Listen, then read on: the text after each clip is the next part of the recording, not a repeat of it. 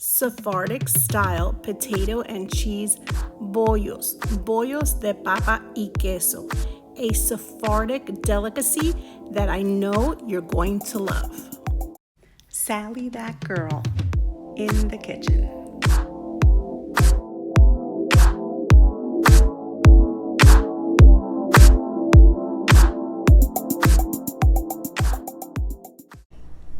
Hi everyone, and welcome to another episode of Sally, that girl, in the kitchen. In today's episode, I'm going to teach you how to make potato and cheese bollos, bollos de papa y queso. So what are these bollos, you may ask? Well, if you've watched any of my videos before, you may know that I am of Sephardic descent, specifically Sephardic-Turkish, and my grandmothers used to make the most amazing filled pastries, all savory and very, very delicious. So today I'm going to be making potato and cheese bollos, bollos de papa y queso, which includes yeast in the dough. So the result is just a little fluffier, a little puffier. It's a little more bread-like, as opposed to when I make bulemas with my homemade dough. That dough comes out just a little flatter, doesn't rise as much because it doesn't have yeast in it. So today we're going to go with the yeasted dough, and this should be super exciting. It is super yummy, and I cannot wait to teach you how to make these. So let's not wait another second, and let's get started. For the dough part of today's recipe, you will need 8 cups of all-purpose flour, 1 tablespoon of salt, 1 tablespoon of sugar, plus another half a teaspoon separate, 3 cups of warm water, 1 teaspoon of active dry yeast, a half a cup of vegetable oil, plus 1 tablespoon, plus a few more cups, all separate, and 1 egg beaten with a touch of water added to it. This we're going to use for an egg wash. And for the filling part of today's recipe, you will need 3 medium-sized russet potatoes, 1.5 pounds of shredded kashkaval cheese. So I buy kashkaval cheese in a wheel and I shred it myself. But if you cannot get a hold of kashkaval, which of course I highly recommend, I'm going to be using Bulgarian kashkaval, and I absolutely love it. It's very traditional. But if you can't get your hands on that, then you can replace your kashkaval for some good Gouda cheese or a combination of cheeses. You can use some feta, some Gouda, and some Parmesan cheese. You're just looking for a nice sharp cheese with plenty of flavor. You're also going to need 3/4 of a teaspoon of salt if needed, because if you're using a saltier cheese such as feta, you will not need to add any salt. You'll need 3 large eggs, and finally you'll need a half a cup of shredded Parmesan cheese for sprinkling on top. This is completely optional, but I absolutely love the look it gets, and it just gets golden and beautiful, and it adds just a touch more of flavor. You will also need either a handheld roller as the one shown or a rolling pin.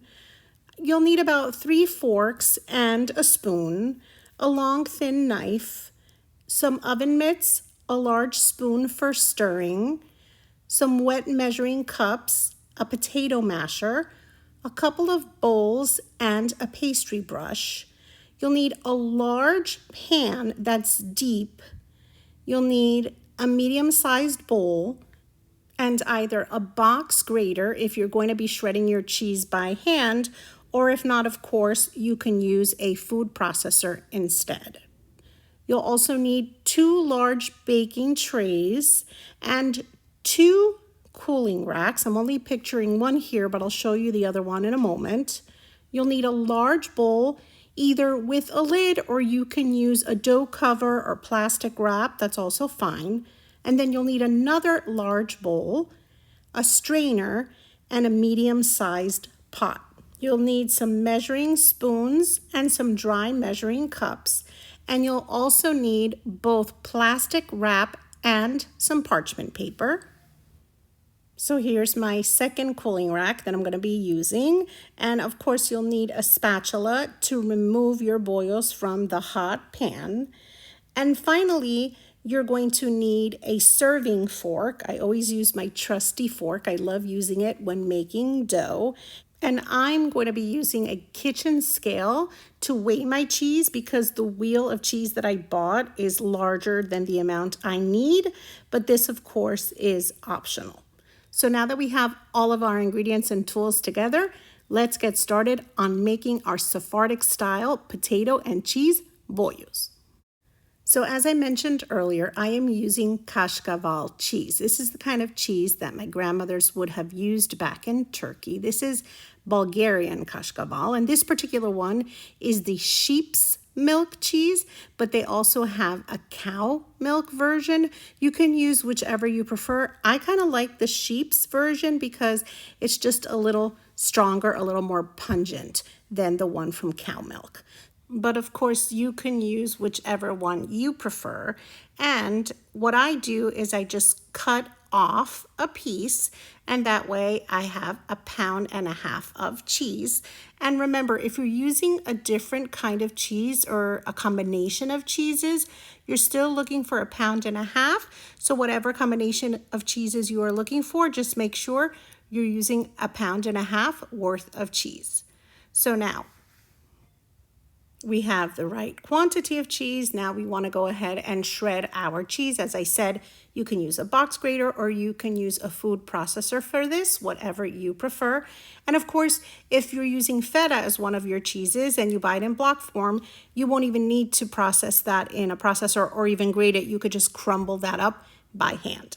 And here's a really good tip. If you are going to be grating any of your cheeses by hand, make sure to keep them in the refrigerator until the last second because it's much easier to grate the cheese when it's nice and cold. So now I've set that bowl aside and I've added 8 cups of all-purpose flour to a large bowl.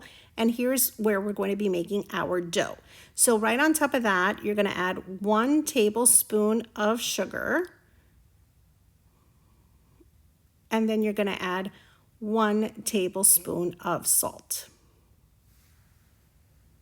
And then I'm just going to grab my trusty fork. This is just a serving fork. And I'm going to use the fork to mix the ingredients together. You want to make sure to mix them in really, really well so that the salt and sugar are well distributed amongst the flour. So once that is in, what you're going to do is you're going to measure 3 cups of water and you're going to pop it in the microwave until it's warm. You want it warm to the touch, lukewarm. So once that is warm, then I'm going to add to that 1 teaspoon of active dry yeast and 1/2 teaspoon of sugar. And I'm going to stir those two together. I'm just going to break up whatever little clump forms and just stir them together until combined. So once that is all well incorporated, all we're going to do is we're going to let this mixture sit on our counter for 5 minutes because we want our yeast to activate. We added a touch of sugar and it's just going to bubble up a bit because it's a large amount of water compared to the amount of yeast that we added. So it's not going to be super foamy and bubbly, but you definitely will notice a little film at the top of your measuring cup. And then you're just going to bring over the dry ingredients and you're going to pour this yeast mixture right on top.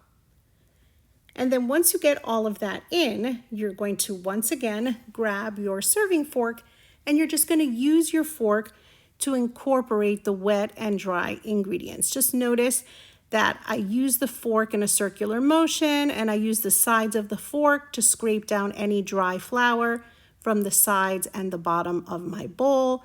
And I just fold the mixture over onto itself and I just scrape off anything that's clinging to the sides of the bowl as I go. So now once the mixture has come together, I'm just going to clean off my fork and then I'm going to measure out 1/2 cup of vegetable oil and I'm going to pour that right in. And then this time, I'm just going to go right in with my hands because I really want to make sure to get all of those remnants in. I want to scrape off anything that's clinging to the sides of my bowl. I want to incorporate any dry flour into my mixture. And of course, by adding that oil in, it's just going to really help to form a dough and to just bring all of my ingredients together.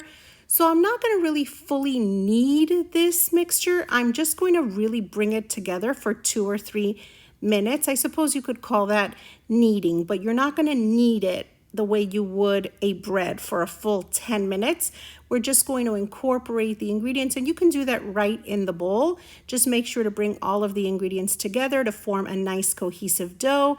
I just kind of fold it over onto itself, just making sure that everything is well incorporated, and then that is it. I'm just going to pour over 1 tablespoon of vegetable oil, and then of course I'm going to smear it up. I'm going to make sure that I get that oil on all sides of the dough. I'm just lifting the bottom of the dough so that it doesn't stick to the bowl, and then I'm just going to flip it over and just make sure that I get a little bit of that oil all over the surface of the dough ball, because this will keep our dough from drying out as it rises. So now our dough ball has been covered in a touch of oil, and all we're going to do now is we're going to cover our bowl. As I said, you can use plastic wrap, a dough cover, or a lid, of course. And then we're just going to let this sit for a full 60 minutes, 1 hour. So while that is rising, I'm going to bring over my 3 medium russet potatoes, and I'm going to add them to a medium-sized pot. I am going to just give them a little bit of a slit down the center to just help release that peel. And I'm just going to boil them with the peel on. This is a really easy way to boil potatoes, and you don't even have to have a potato peeler or go through the trouble. You just score the potato just a touch down the center, and the peel will come off super easy. So then I'm just filling it with some cool water, and then I'm going to set my stove to medium heat to bring these guys to a boil. So once the water starts boiling, then at that point is when I'm going to set my timer, and I'm going to set it for about 25 minutes or so. This is going to vary depending on each stove, but in my stove, it took about 25 minutes or so for my potatoes to soften, and then I'm just testing them to make sure they're fork tender. And once they are, then all I'm going to do is just turn off that heat because my potatoes are ready. And then you're just going to carefully bring those over to your colander, and you're just going to strain out all of the water. Please bear with me because filming and not burning myself is critically important. So I just gave them a little shake, and then I'm just bringing them over to my bowl. And once they have cooled down just a touch and you're able to handle them, then you're just going to peel that peel right off. It just comes off super, super easy this way. And then while our potatoes are still warm, I just come in with my potato masher and I give them all a really good mashing. And then I'm going to bring over that amazing Kashkaval cheese that we grated earlier, and I'm just going to use a large spoon, and I'm going to combine the cheese and those potatoes that I just mashed. So at this point, I'm not going to be adding eggs because I want to be able to taste my filling and make sure that it's got the right amount of salt. So all I'm doing is adding the potato and the cheese together. And then you saw I started with a spoon, and now I'm switching over to my hands because I really do want to make this a nice cohesive mixture. I just want to really bring those ingredients together. And then of course, by using your hands, if you feel any little pieces of potato that haven't broken down, you can just break those little pieces down. And then all you're looking to do is just really incorporate that cheese with those warm mashed potatoes and make an amazing mixture. So the good thing about not adding our eggs right now is that we are going to taste our mixture to make sure and see if it needs salt or not. So in my case, I'm using all Kashkaval, so I do think that it needs a touch of salt. So I'm adding 3/4 of a teaspoon of salt. But as I said, if you're using feta or a saltier cheese, then you're going to likely want to skip the salt because your cheese will be salty enough. But in this case, I felt like it really did need a touch of salt, so I went ahead and incorporated it. And then once again, just using my hands, I just made sure to mix it all really well together and just taste it one more time for good measure. Super yummy, perfect. It's got the perfect amount of salt. I add a tablespoon in and I'm going to set this aside. You can cover that mixture with a piece of paper towel until we're ready to use it. So now we're going to bring over our bowl with our dough. And what I'm going to do is I'm going to punch it down a few times because I want to release any gases that have formed. And then what I like to do is I like to just go around the edges and just make sure that I release the dough from the bowl. You see how easily it came off? And so now what I want to do is in a deep pan, I'm just going to pour in a couple of cups of oil. I don't measure that because this does not need to be perfectly precise. You just need about ½ inch or so of oil because you just want to make sure to have enough oil to cover your dough balls. So now you'll notice I cut a plus sign into my dough because that way I know that from each of those 4 sections, I want to make 5 balls of dough. And so I'm really good at eyeballing this. So I'm looking for about the size of a nice sized lemon. And then I'm just going to grab that dough ball and I'm going to place it right into my vegetable oil. So we're looking to make 20 dough balls. So if you are not comfortable eyeballing it and you don't want to put them right into your oil, you can make the balls first. And that way, if you need to add a little to the balls or take away a little from the balls to make 20, then you can do that. But I'm very comfortable doing this because I've done it many times before. So I'm just going to eyeball it. I know what I need just by cupping my hand. I know the size of the ball that I'm looking for. That's just perfect. And then I'm just going to grab that and I'm going to put it straight into my oil. Now, what you're looking to do, as I said, is to form 20 dough balls. So all you're going to do is one by one, take off the pieces and then just put them right into the oil because this is a yeasted dough. So this is going to have a second rise in the oil. So notice that I made 3 lines, but I have about 5 more balls to go. Just squeeze them in there. It doesn't matter if they're touching each other as they rise, because if they stick to each other a little bit, then you're just going to separate them gently. That's perfectly fine. So once you have all of your dough balls in the oil, what you're going to do is you're going to cover this with plastic wrap. And then I just let the plastic just drape right onto the balls. And then I'm just going to let it sit on my counter for 1 more hour to allow that dough to rise for the second time, submerged in the oil. So we have our filling, we have our beautiful balls of dough that are rising, and then after that hour, we'll be ready to form our delicious bollos de papa y queso. So remember this yummy filling. So I didn't add the eggs because of course I sampled it, but also I didn't want them sitting on the counter while I made my dough and while it rose. So now I cracked 3 eggs into a bowl. I beat them well, and at this point, I am going to add the raw egg into my mixture, and then I'm just going to use a spoon and make sure to incorporate it well. So the egg is going to serve as a binder, and it's just going to make the perfect filling. The consistency between the cheese, the egg, and the potato is just smooth and creamy and just perfect. Let me tell you, my grandmothers really knew what they were doing back in Turkey because all of these recipes are so yummy. And of course, if this looks familiar, it's because I use this type of a filling to make authentic Sephardic-Turkish borrecas. It's the same type of filling, but this time it's going into a yeasted dough. It's bread-like, it's absolutely delicious, and it's gonna be just as savory as when you're eating a borreca. So now would be a good time to preheat your oven to 350 degrees. And we're going to be using 2 racks because we do have 2 large trays because each bollo is very nicely sized. So I'm going to line them with parchment. And then I'm going to uncover my dough balls because they've been sitting for an hour in the oil. And then what you're going to do is just grab one of your dough balls. And then I like to work directly on my counter. I cleaned it very well before I started filming. And then I'm just going to place it down and I'm going to spread it out using my fingertips. And you'll notice that I did allow the oil to just drip off the piece of dough back into the container that was holding my dough balls. But it is definitely an oily dough. That is the idea.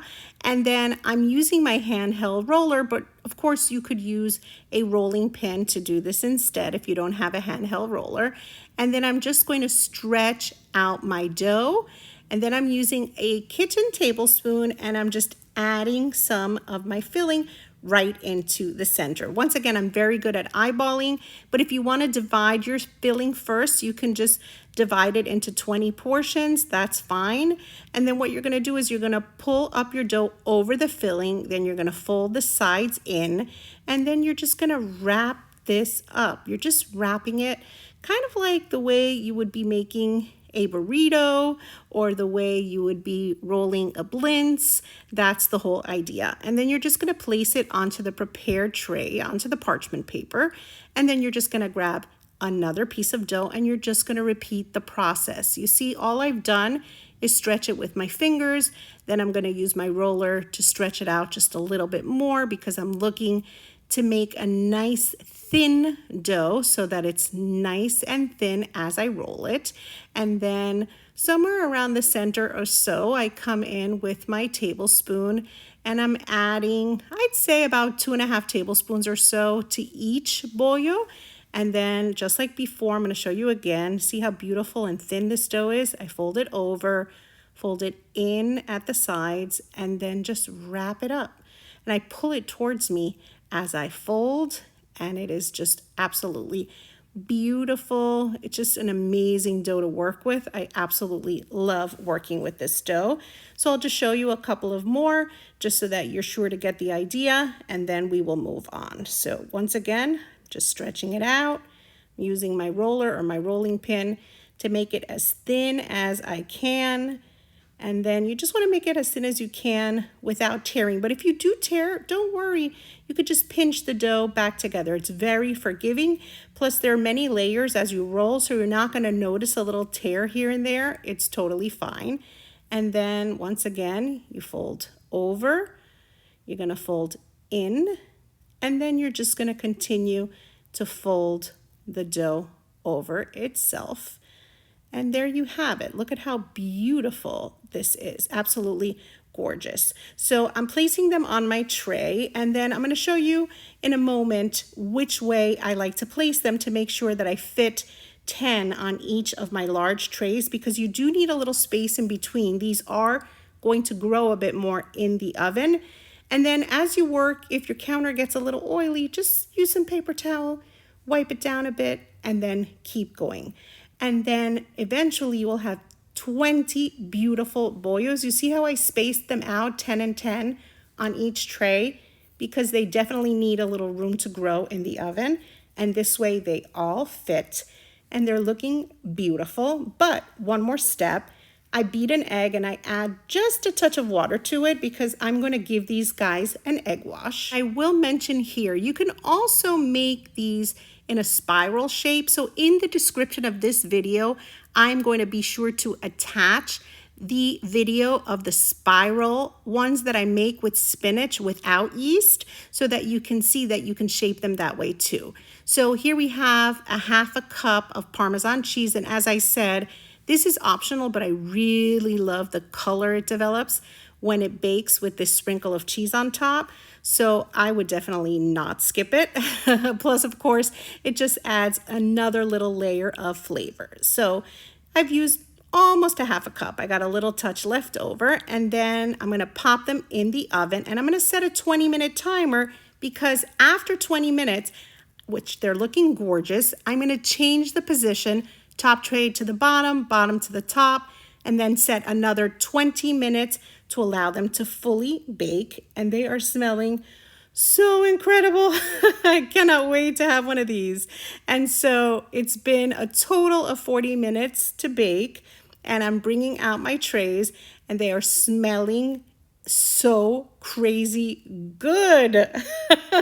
The smell is divine. It's a combination of the smell of a homemade borreca and fresh bread. It is an incredible scent.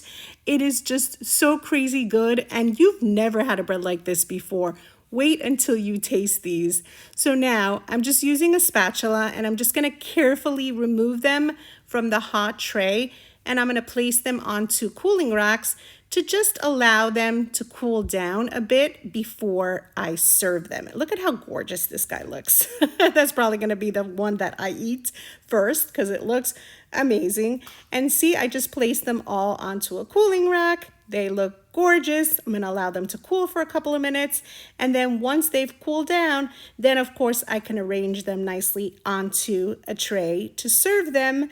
And of course, indulge and dig in. Honestly, these Sephardic style potato and cheese boyos are so tasty, and there's something extra special about a recipe that is made the way they used to make them generations ago. It brings us back to our childhood, family memories, just eating all those yummy things that our grandmothers would make for us. And not to mention, they're gorgeous. They are handmade with love. They are so flavorful, and they're just absolutely beautiful. Look at that gorgeous pollo de papa y queso. Who would not want to indulge when you serve these guys? Look at how beautiful they look. Yep, this guy has my name written all over it. I'm definitely going to indulge, and I cannot wait to try this out. I'm actually going to cut it down the middle just to show you what it looks like on the inside, because of course we have that yummy potato and cheese filling running from one end to the other. So savory, so tasty, and that beautiful bread that envelops that incredible filling. Look at how golden it's become in the oven. It's just such a perfect vessel to hold that delicious filling. Yummy, yummy. Wow, so crazy good. It reminds me of home, reminds me of my grandmother's, of tradition. Just absolutely divine. So tasty. You cannot go wrong with these. These are really, really special, and anyone who tastes them is going to just love them. Look at how soft that dough is. Amazing. They came out absolutely perfect, golden, filled with that delicious, yummy cheese and potato filling. They're just perfect. So how incredibly delicious do these guys look? They are so tasty. Words are not going to do them justice. They are just so absolutely delicious. And you saw by incorporating a little bit of yeast into this dough, they rise just a little bit more. So the texture is a little different, but they are so delicious. So crazy good. When I make these, people flock to my kitchen. The minute they smell the aroma in the air, I have to fight them off. Today, I literally had to say, okay, I'm not done. I'm filming these, so I promise we'll be indulging soon, but not yet. So really, trust me when I tell you, everyone is gonna flock over. Everybody is gonna wanna try to taste these. They're yummy, they're delicious, they're super special. And of course, it's a recipe that's been carried down for generations. So what is more special than that? Trust me, no. Better yet, don't trust me. You're gonna have to try to make this recipe yourself. And of course, if you've enjoyed today's recipe, don't forget to like, comment, share. Thank you for liking my videos, for writing a sweet comment, for sharing them with your friends. I absolutely love when you do that. And of course, I love when you write to me. If you're not already following me on social media, you can find me as Sally That Girl in the Kitchen on Facebook, Instagram, and on Pinterest. And you can find me as Sally That Girl FL on Twitter, Snapchat, and on TikTok. And I love when you make one of my recipes, you've gotten inspired, and you take a picture and you send it to me. I absolutely love when you share your pictures with me. or a little note about how much you enjoyed making my recipe. So thank you so much for doing that. And of course, if you're not already subscribed to Sally That Girl in the Kitchen here on YouTube, be sure to subscribe and to touch that little notification bell so that you get notified every time I put up a new recipe. And I do so constantly, and I have a whole playlist dedicated to my Sephardic recipes, so be sure to check those out. And of course, I have tons of other playlists because I make mains, appetizers, sides, desserts, drinks, anything you can think of, you'll likely find it there. And if it's not already there, it's coming because I'm constantly making new content for you. So thank you so much for watching, and I'll see you next time. Sally That Girl in the Kitchen.